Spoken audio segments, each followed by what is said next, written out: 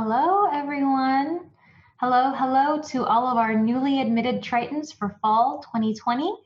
Whether you are joining us from inside of the US or from the other side of the world on behalf of the International Students and Programs Office here at UC San Diego, good afternoon, good evening, and for some of you, good morning. Your fellow Tritons and others in the Triton community commonly refer to our office as ISPO, which is much easier to say, so please feel free to refer to our office as ISPO as well. My name is Pauline de Guzman, and I'm the Manager of Student Services here at ISPO. Joining me later in our presentation and also chatting with you all today through the Q&A box, ISPO's Assistant Director of Student Services, Tricia Chan-Schuler. A few housekeeping items before we begin today. First, you're on listen-only mode, so you can hear us, but we can't hear you. Next, we're recording, so for those of you who have friends who have missed today's session, this webinar will be posted at iwebinars.ucsd.edu. And lastly, please use the Q&A box to get your questions answered. Even if we're not able to answer all of your questions today through our chat or at the end of our session here, we'll do a Q&A to answer some of your questions live.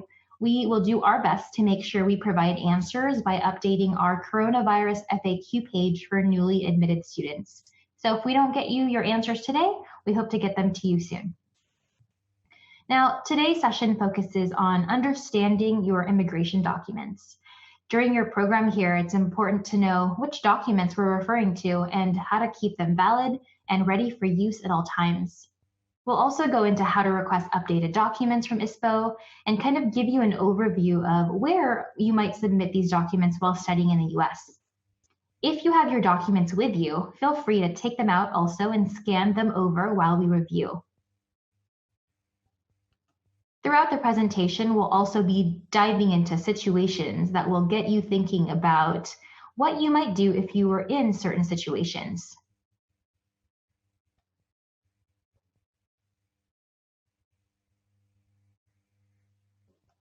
So let's go ahead and let's get started. The first thing we'll talk about is your passport. So if you have your passport with you, you can go ahead and you can take it out and you can review with us today. Your passport is an official document issued by your home government, certifying your identity and also your citizenship. International students are required to keep their passports valid for at least 6 months into the future. So if you notice that your expiration date is coming up in the next 6 months, you can contact your country's embassy or consulate. You can do that either with an embassy or consulate inside or outside of the US to apply for renewal. You also want to check with your country's embassy or consulate for processing times on passports. I know that it can take sometimes a few weeks. And so since you have to submit your passport, your actual physical passport usually for renewal, you won't have that document with you. So it's just good to be aware of how long it might take so that you can prepare ahead of time. So taking a look at your passport here, locate your date of expiration and make sure that you remember to set a reminder for yourself to renew it at least 6 months before it expires.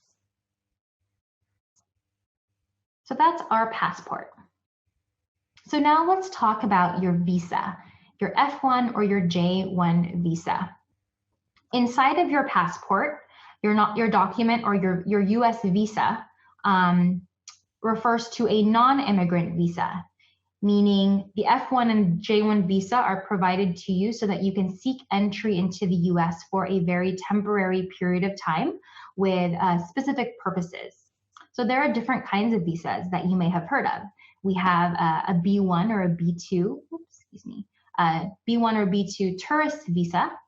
And those individuals who arrive on a tourist visa arrive for purposes of tourism, right? Allows them to come into the US, explore, visit for anywhere from a duration of about 6 months or so. We also have those who arrive on H1B visas, which are work visas, and they're permitted to stay here for about 3 years or so. And during the time non-immigrants are present in the US, they have to follow certain rules or keep certain documents up to date and also fulfill certain reporting requirements. So the F1 and the J1 visa categories, these allow individuals to enter the US on a student category visa, and they need to then study full-time and also are issued a Form I-20 or a Form DS-2019 by UC San Diego. So those who are studying here on an F1 visa are issued a Form I-20, while those who are studying here on a J1 visa are issued a Form DS-2019. Let's take a look at some of your fellow international students here at UC San Diego. So this is a snapshot from last year, which is fall of 2019. And in fall of 2019, we had a total of 37,634 total students enrolled at UC San Diego. Of those 37,000, we had roughly 8,842 total international students. So you can see roughly about a quarter of UC San Diego's population are international students. Of those 8,000 or so, 5,358 were undergrad students, with econ as the #1 major. And about 3,484 were graduate students in master's or PhD programs, with the top department as the computer science department. And amongst these top 10 countries, we have representation from a total of 102 different countries here at UC San Diego. Of our total population, we have 97%, which is the majority of our students here on an F1 visa. We also have our J1 students, which is roughly about 400 students, and those are our students here primarily on a UC EAP or the exchange programs. Okay, so that's a quick snapshot at who our international students, who your fellow classmates here are at UC San Diego. So now let's go back and take a look at your actual visa. So for those of you who have already received or already have a F1 or J1 visa, you can turn to that page in your passport and we can talk about that briefly.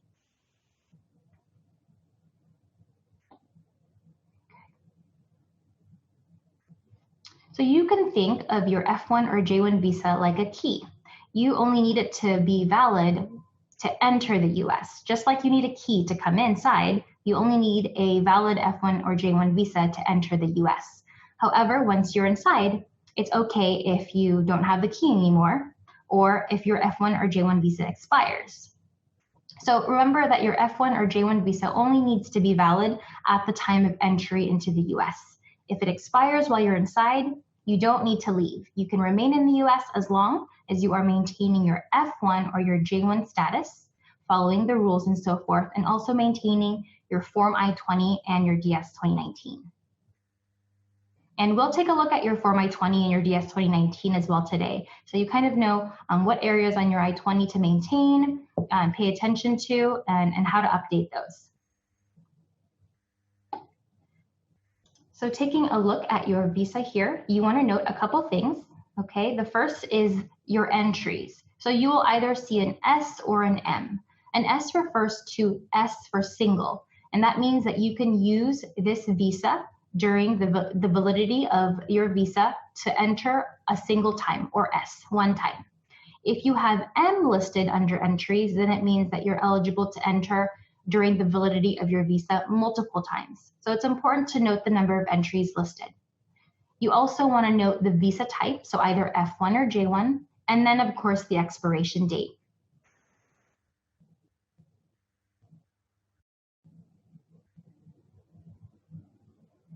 Unlike your passport, okay, your F1 or J1 visa cannot be renewed inside of the US. The only way to renew or apply for a US visa is outside of the US at a US embassy or consulate.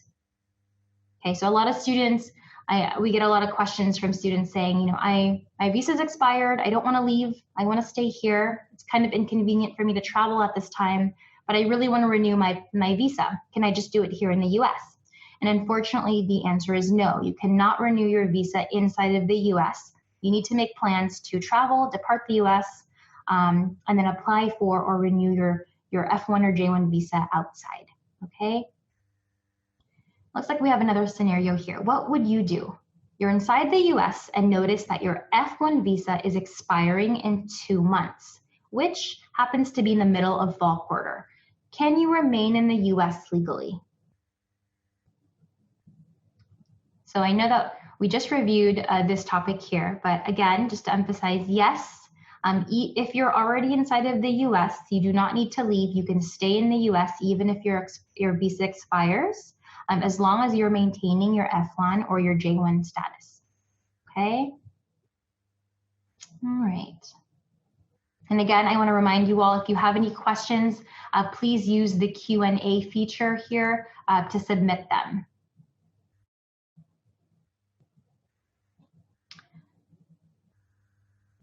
Okay. All right. So for those of you who are studying on an F1 visa, we should have issued or you should be requesting a Form I-20. I want to point out some areas on your Form I-20 so you know what to pay attention to and you know what we're referring to when we send out communication regarding updating your Form I-20. So in the middle of your Form I-20, you'll see an area called Program of Study. And what's important here primarily is these dates here. So this refers to your program start date and your expected program end date. And I say expected program end date because this end date here fluctuates. So when we issue you an I-20, we might give you an I-20 with an end date of, let's say, June 30th, 2025. This is a bachelor's student who has 5 years to complete their degree. So this is an expected end date. There are some students who realize that they actually need more time. So in June, let's say June of 2025, they realize, oh no, I need another quarter. I need one more quarter, so I can't graduate until December of 2025. So what's important to note is that before June 30th of 2025, if you need more time to complete your program, you need to apply for a program extension before the date listed. So before June 30th. You need to apply for a program extension. Okay, likewise, if you find out that maybe you need less time to complete your program of study, let's say you actually completed in June of 2024, you're 1 year early, then you should also contact ISPO and notify us that you will be completing your program early so that we can update your I-20 and make sure it has the most current and most accurate information on your document, okay? And a lot of students who finish their program early, they think to themselves, hooray, I have 1 more year on my I-20, so I can just hang out and do nothing. I can hang out with my friends. I don't have to go to any classes. And unfortunately, that's not true.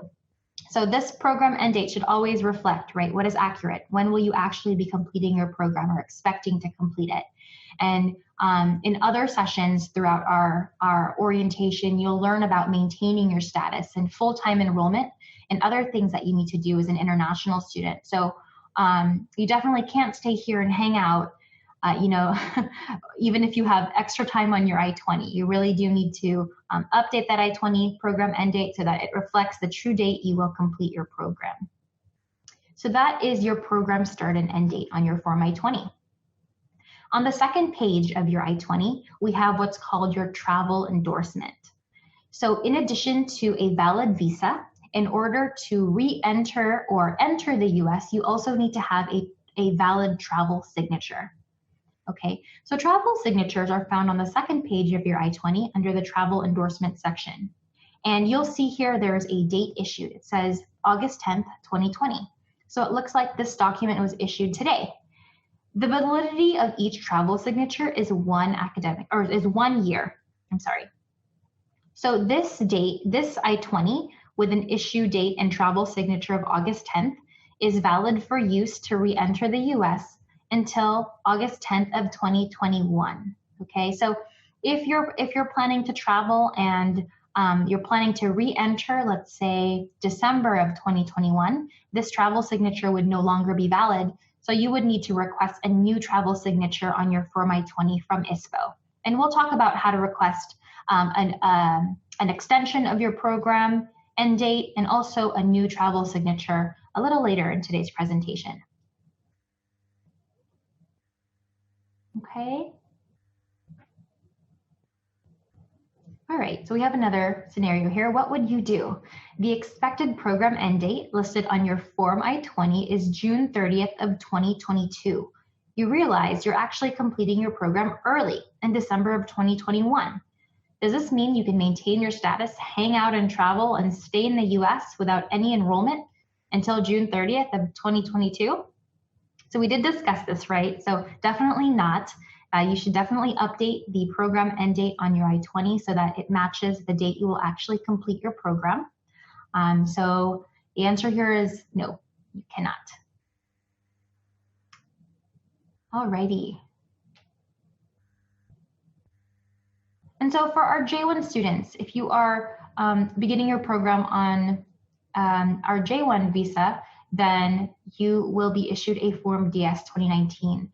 And likewise, on the first page, you'll see your program dates as well. So the same thing applies. Make sure that you extend it before the program end date listed. And your travel endorsement section will actually be on the first page as well at the bottom right-hand corner. So make sure those signatures are also valid for re-entry and that you receive new ones every year. Okay.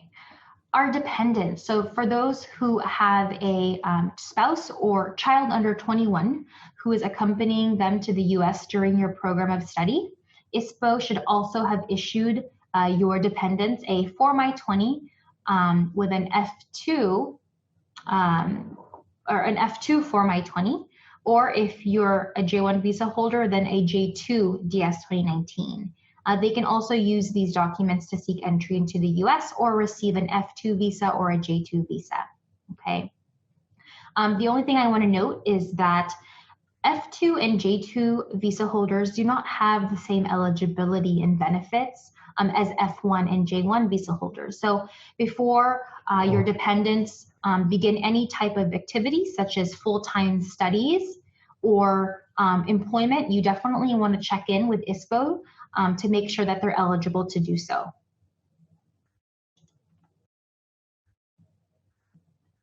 Okay. So our next document here is your Form I-94. Your Form I-94 is also known as your Arrival Departure Record. It's a document that you will generate only upon entry into the US. So if you're currently outside of the US or you haven't entered the US yet, then you won't have one. But as soon as you enter the US within the first 10 days or so, you definitely want to generate one and print one out so that you have one on hand. The way that you obtain your electronic Form I-94 or your Arrival Departure Record is by, logging on to i94.cbp.dhs.gov. And when you log on, it'll ask you for some information, your first name, last name, date of birth, passport number, and so forth. And once you input this information, you'll click Get Most Recent I-94, and then out will come a PDF with your most recent arrival record that looks something like this. So you'll see on your I-94, which again, you'll only have once you enter the US, okay? And every time you enter the US, you should generate a Form I-94 so that you can obtain your arrival record. You'll see your class of admission, so F1 or J1, your admit until date, which should state D/S, and then your personal information as well. So I want to point out your admit until date.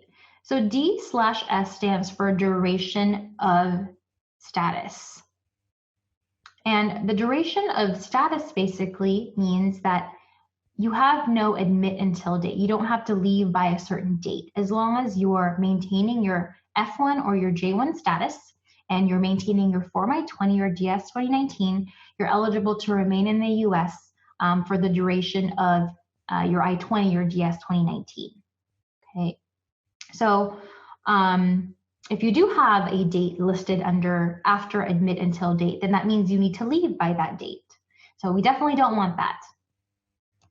What would you do? On your Form I-94, you have 12/30/2020 listed on your admit until date. Is this correct? What does it mean and what should you do? Again, you should not have a date listed after admit until date. So if you do, please contact us at ISPO and we can help and provide you with some instructions on how to correct it. But what this means basically is you need to leave by December 30th of 2020, which is definitely not the case. So if this is you find yourself in this situation, please contact ISPO and we can assist you. Okay, so we've gone over our passport, our visa, our Form I-20 for F1 students, our Form DS 2019 for J1 students, and also our Form I-94 or Arrival Departure Record. So those are the main documents really that you need to be aware of as you begin your program and throughout your program here at UC San Diego. So I want to take a little bit of time to also talk about how to request your documents from ISPO and how to update your Form I-20 or DS 2019. ISPO uses the iPortal, which is our online document request system, to intake your requests for updated travel signatures or maybe support letters, extensions of your program end date, or maybe you want to change majors or apply for off-campus work authorization and so forth. So all of these services are available under or within iPortal. And so we urge you to make sure that you visit our website, istudents.ucsc.edu, review guidance on what kind of services you need to request so that you obtain the correct I-20 or DS 2019, and then submit those requests in iPortal. Okay. So various iPortal services have different processing times. So for example, a travel signature, if you need a new one, it can take 3 to 5 days. However, if you need a new I-20, which many of you have already requested, it can take anywhere from 7 to 10 business days. And so our processing times vary. Also, some of your requests that you'll be submitting throughout your program here, it doesn't just go directly to ISPO. Sometimes it's routed. So what that means is when you submit your document, instead of going to ISPO first, instead of your request going to ISPO first, your request will actually maybe go to your college first, or your department, or your graduate coordinator. They might be required to verify some information on your application before it's then routed to ISPO so we can update your I-20. If we have any questions or issues with your request or your application, then we will submit or change the status within iPortal so that you will then receive an email notifying you to go in, log into iPortal, and make any updates if necessary. If you have any technical issues, you can always email iPortal@ucsd.edu. So that's ISPO's iPortal. Okay. And one last topic that I want to go over is who does what. So how do I make updates to my Form I-20 or DS 2019 or apply for certain benefits and other documents? Who gives final approval? So this is really important to understand because here in the US, you'll be applying for possibly a few different documents, and some documents and final approval, some are issued by ISPO, some are not. So it's really important to know exactly what you're requesting, who is the final approver. So whenever you need something, okay, the first thing that you should do is determine who is the final approver. Is it ISPO? Should I just request it in the iPortal and it's done? ISPO is my final approver. Is it maybe the Department of Motor Vehicles? Is it the DMV? Is it the Social Security Administration, who might give me my Social Security card? Is it U.S. Citizenship and Immigration Services, or USCIS, who might give me an EAD or an employment authorization document so I can start working? Who is the final approver? Okay, it's important to know that so that you can figure out what you need and who to request it from.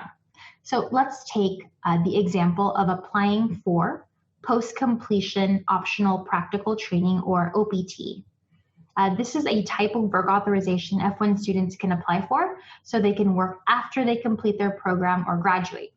So this process is not something you need to be aware of at this time since you're just starting your program. However, as an example, This process requires that you receive what's called an EAD card, or an employment authorization document, which comes from U.S. Citizenship and Immigration Services, or USCIS. However, USCIS requires an updated I-20 from ISPO first, which you'll then need to submit to USCIS before you can receive your EAD card.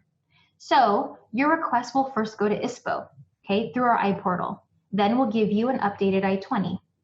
Once you have your updated I-20, you'll then submit it to USCIS, and then USCIS will issue your final EAD card. So that's just an example of why it's important to make sure your documents are up to date, and that you understand where to request your documents, or how to obtain updated documents, how to renew your documents.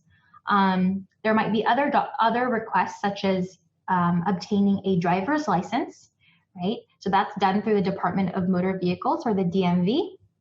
And they require that you submit not only an updated I-20, but also a valid I-94, a valid passport, and other documents. And so you want to make sure you know how to renew your passport, how to obtain your most recent I-94, and how to request an I-20 or a DS-2019 from ISPO through the iPortal if needed. Okay, so that's a brief look at your immigration documents. All right. So now we'll go ahead and take some questions. I know that I'm seeing a few of you submit here, and I know Trisha has done a great job in answering most of them. Let's see.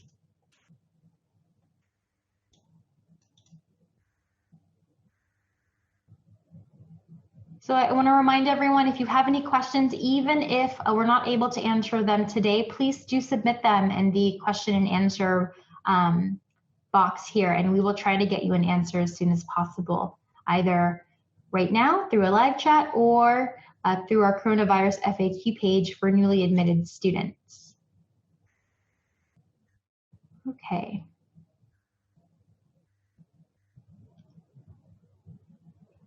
So we actually have a really good question that I'd like to address here. Let's see. And I'm going to take one now. So Trisha, our Assistant Director here of Student Services, is also available and can help us answer some questions as well. But I'll read one out loud now. Okay, how long does it take to get an F1 visa approved after the interview? Okay, Trisha, do you want to go ahead and you want to help us answer this question today? Sure. So the question is, how long does it take to get the visa after an interview? Yes. Okay. So that's really dependent on the consulate that you are applying for the visa with. Usually after your visa interview, the consular officer will provide you information with how long it generally takes. Pauline, do you have information about how, like, general timeline? Like, I would agree with you. It usually does take. They will usually give you a timeline of when you will receive it. I've seen some students receive, their visa within a week or so of their visa interview. And that's just from experience. Right now, I think it might fluctuate, but as Trisha stated, the consular should inform you of timeline of when you should be receiving your visa. And we actually also have our Assistant Director, Gabriela Hoffman, also present with us today. So Gabi, if you'd like to add any information as well, please feel free to. Okay.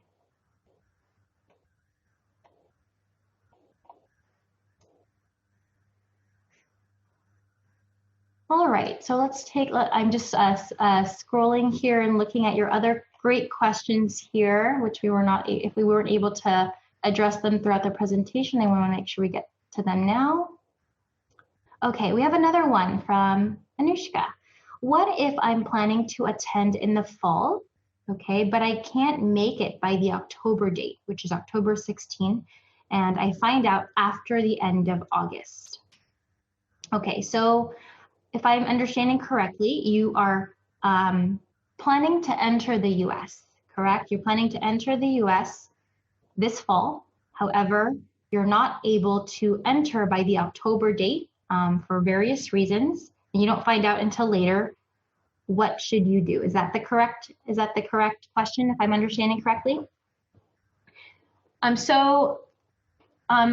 your Form I-20, as a newly admitted student, if you're currently outside of the US, we should have issued you a fall 2020 program start date on your I-20. And the assumption is if you're outside of the US, you will use that I-20 with a fall quarter start date to enter before October 16th, which is the end of week 2 of the fall quarter. So we understand that there might be some complications that occur and you're not able to enter the US by that date, or you change your mind. So as long as you are still planning to pursue your program here at UC San Diego, okay, then you should request an updated I-20 by visiting the iPortal, and the request type is new admit I-20 or DS 2019 amendment / reprint request. And so through that iPortal request, you can update the program start date on your I-20 to then match the date you actually plan to physically enter the US, which perhaps could be winter of 2021. So we would then update your Form I-20 and issue you a new one.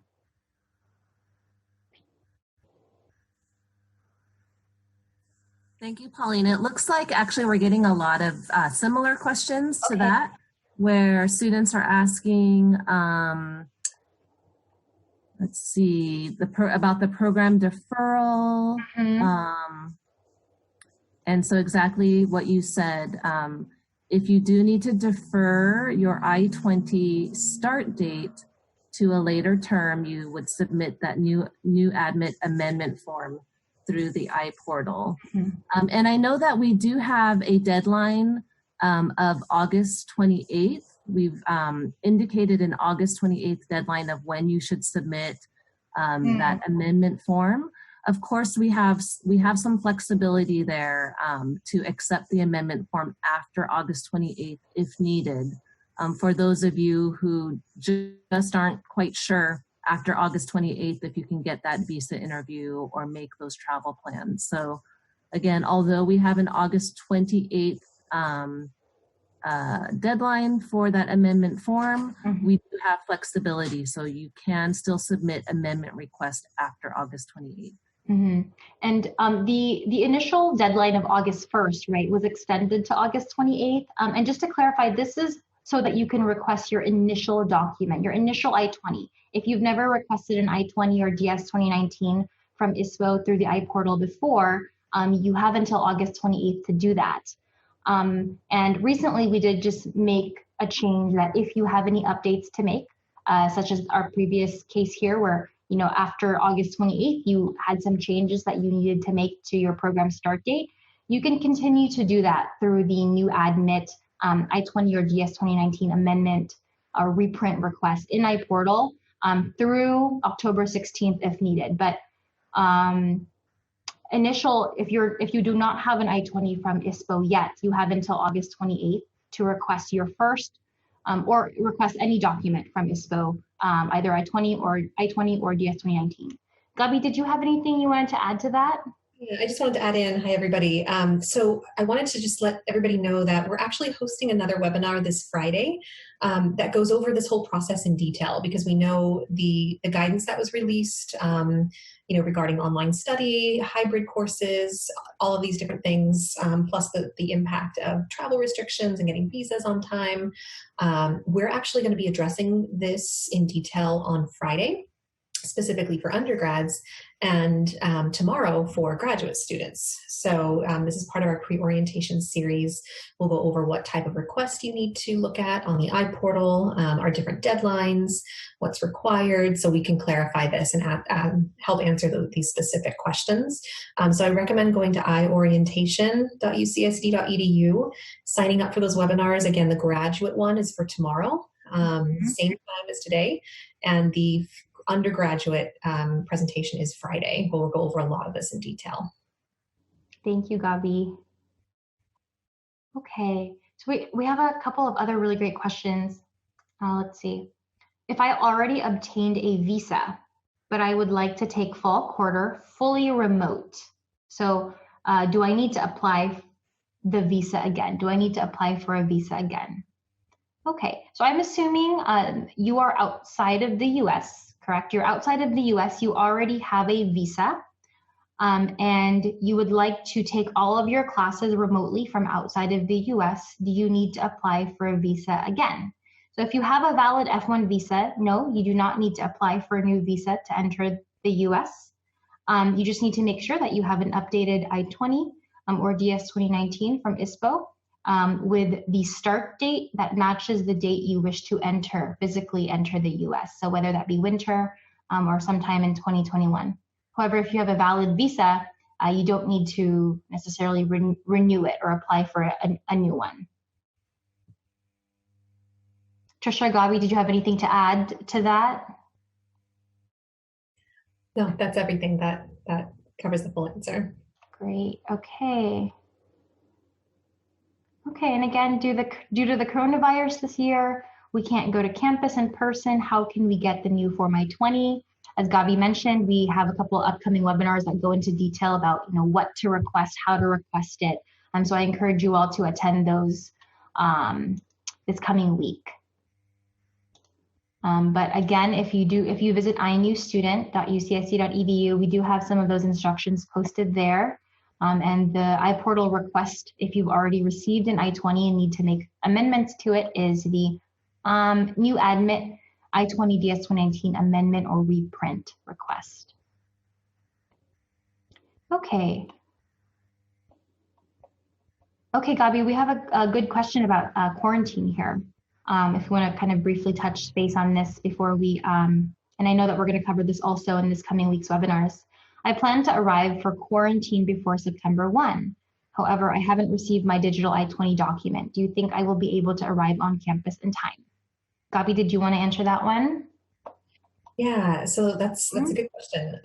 So quarantine housing is, well, I should back up a little bit and say that quarantine is a requirement from the San Diego Public Health Department, where students or anyone arriving internationally has to quarantine for 14 days, and specifically for UC San Diego, 14 days before classes start, which is on the 28th of September.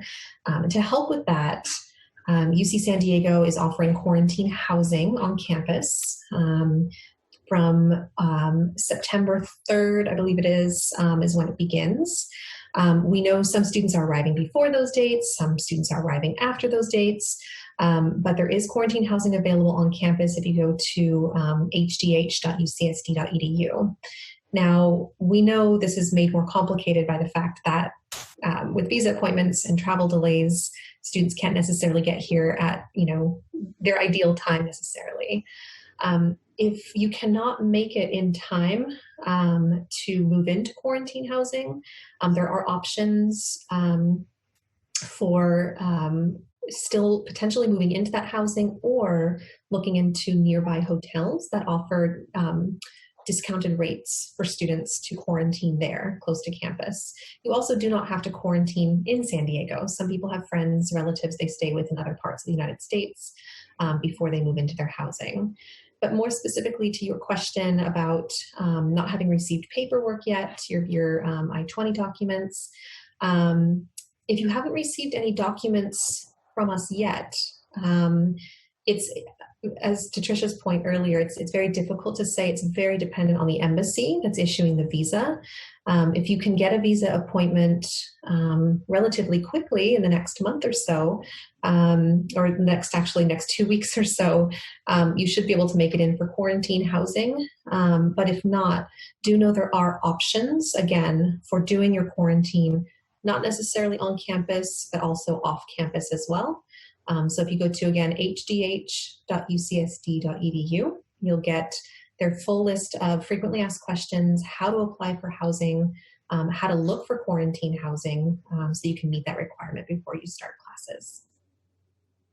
Okay, great. Thanks, Gabby. And again, we have some upcoming webinars this week for graduate as well as undergraduate students, and we do go into housing as well. Okay, a couple more questions here. Can I generate an I-94 form after I got my F1 visa and before I travel to the US? So the form I-94 is an arrival or departure record. So it could only be generated when you enter the US, okay? That'll show what status you entered the US in and the last date that you entered. So the answer here is no, you cannot generate your I-94 before you travel to the US. You want to make sure that you generate it after, when you enter the US. Okay.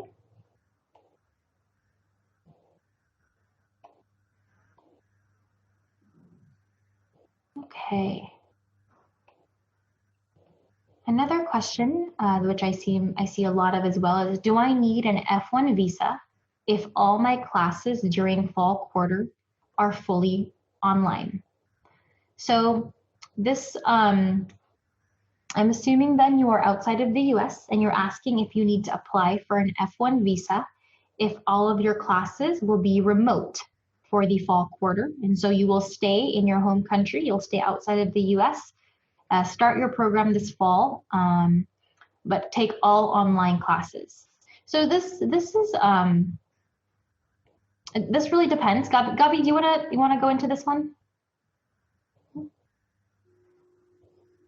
Oh, okay, I can take this one. So it's important, I think, that all international students have a Form I-20, okay, or a Form DS-2019 that reflects the program start date that they wish to resume or enter the US and begin their program in person. Now, if you are currently outside of the US and you don't plan to enter for the winter or enter for the fall, then at this time, you don't need an F1 visa at this time to enter since you're not seeking entry into the US for the fall. However, if you are planning to enter for the winter in terms of timing, because it can take some time, as Trisha and Gabi mentioned, to schedule your visa interview, obtain your F1 visa, and make travel arrangements to enter the US, you want to get started with the visa interview process, even if it's to enter for the winter of next year, because it could take some time. So at this time, if you want to start your program in the fall, taking all online classes, staying outside of the US, no, you do not need an F1 visa at this time. However, it would be a good tip to begin the process if you plan to enter in person and continue your program in the winter. Okay.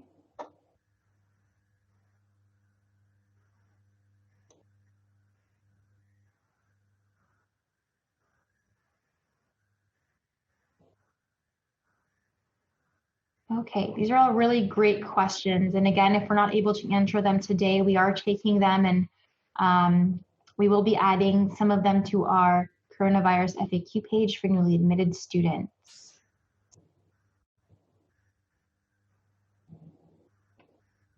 Okay, Gabi, we have another question here, if you're able to answer. The consulate in my country is closed and cannot schedule a visa interview. I have paid both my CVIS fee and my DS fee. What should I do? Yeah, this is a good question. I know a lot of students are facing this.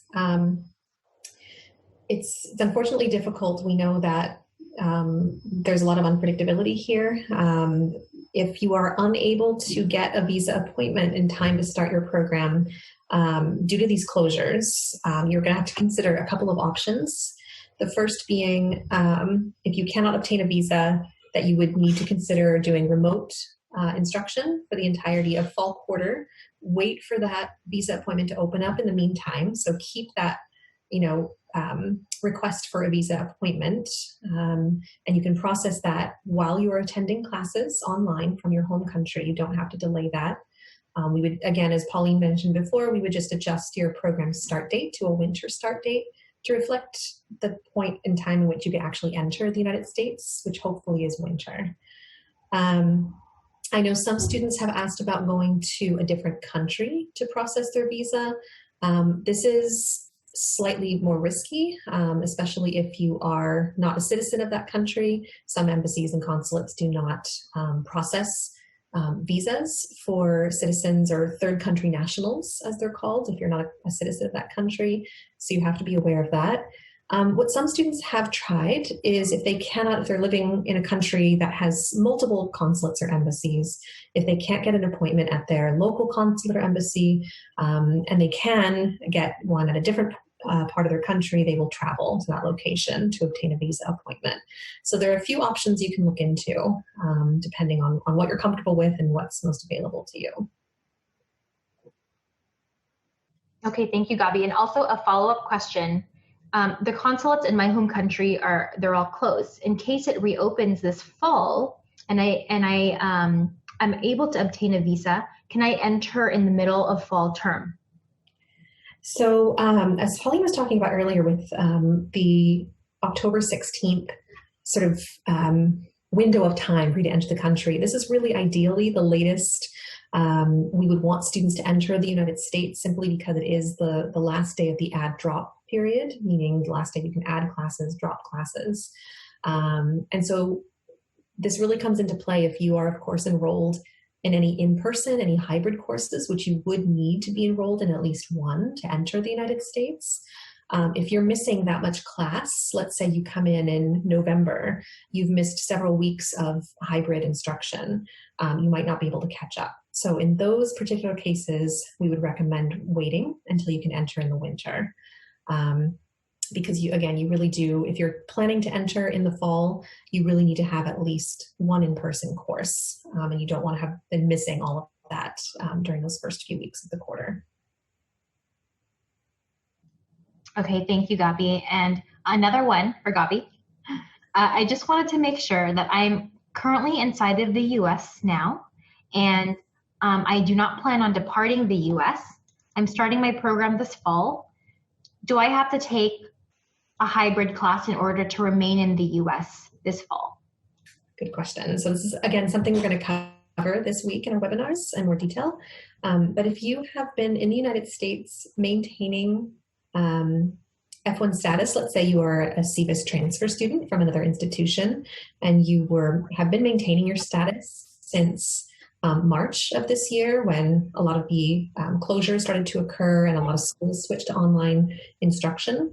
And if you do not plan on departing the United States between now and when the fall begins, you can indeed stay enrolled in just online courses for the fall term.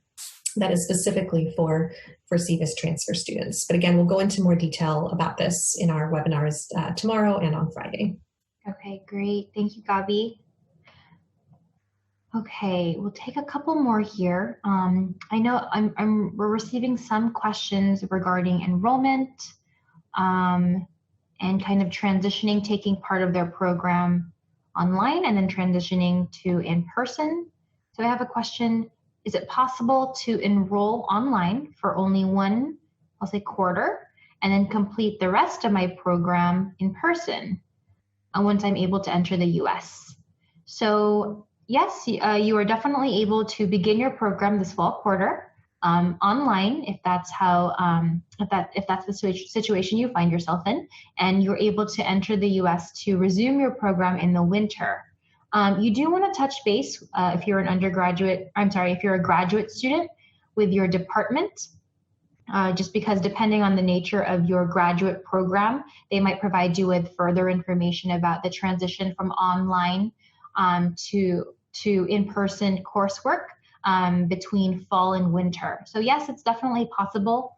We're able to welcome our newly admitted students through fully remote coursework in the fall, and hope to meet you all hopefully in the winter. So yes, it is possible. Okay. And this goes as well for program deferrals. If you plan to defer your program to perhaps winter, if you don't want to take any classes in the fall and you'd like to begin your program in person for the winter, or you would like to notify your department or program that you wish to study fully remotely for the fall, you should coordinate directly with your department as a graduate student for those details. Okay.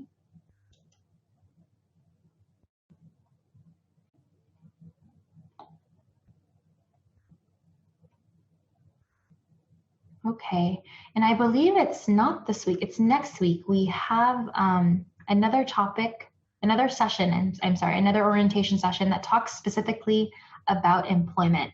So for those who are interested in finding internships inside of the US, wanting to know more about how starting your program remotely from outside of the US this fall impacts work authorization and eligibility to begin working in summer of 2021. Again, please visit iorientation.ucsd.edu and you can sign up for those specific employment webinars and sessions there.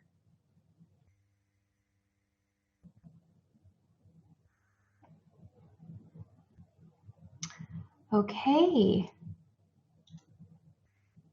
Well, I would like to thank you all for attending today's session. Please continue to register for the other orientation sessions by visiting iorientation.ucsd.edu. Again, whether you are joining us from inside of the US or from the other side of the world, on behalf of the International Students and Programs Office here at UC San Diego, enjoy the rest of your afternoon, evening, or morning. See you all at our next session. Thanks, everyone. Bye-bye.